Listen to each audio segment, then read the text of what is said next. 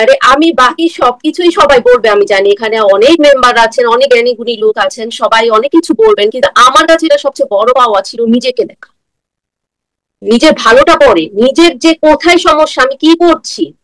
আমার মাঝে মাঝে এমন হয় যে আমি যেগুলো গুরুজি প্র্যাকটিস করতে দেন সবসময় সুন্দরভাবে প্র্যাকটিস করতে পারি না, কিন্তু কিন্তু এটার মাধ্যমে এটাও পজিটিভিটি যে আসলে আমাকে দেখিয়ে দিয়েছে যে তোমার মধ্যে এই জিনিসটার অভাব। এটা আমার কাছে অনেক বড় বড় পাওয়া।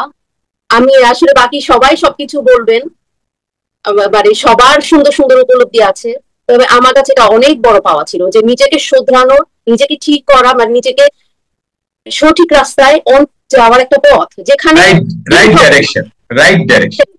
গিল্ট হবে না, কষ্ট পাবো না যে হ্যাঁ আমি কি করলাম, আমি এটা কি করে ফেললাম, এইটা না।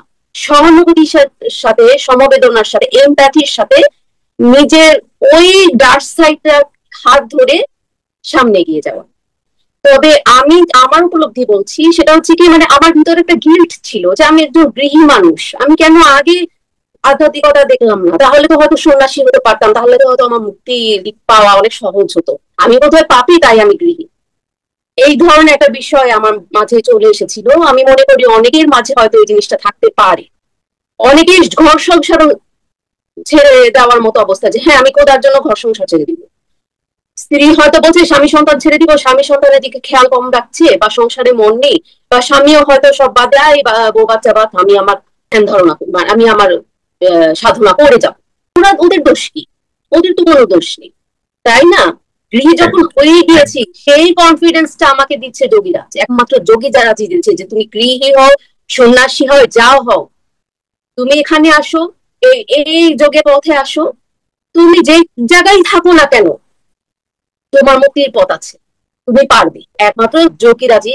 ব্যাপারটা কি শাইমা, ব্যাপারটা হচ্ছে যে তুমি সংসারে থাকো আর সংসার আশ্রম ছেড়েই দাও, এটা বড় কথা নয়। তুমি কাকে ছাড়তে চাইছো? তুমি তো ছাড়তে চাইছো তোমার মনকে, তুমি তো মনের ঊর্ধ্বে যেতে চাইছো।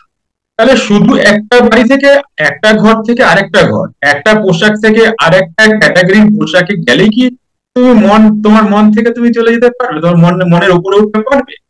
তা তো নয়। তাহলে যদি মনের উপরেই উঠতে হয়, তাহলে সেটা গৃহে থেকেও হবে, আবার গাছতলা থেকেও হবে।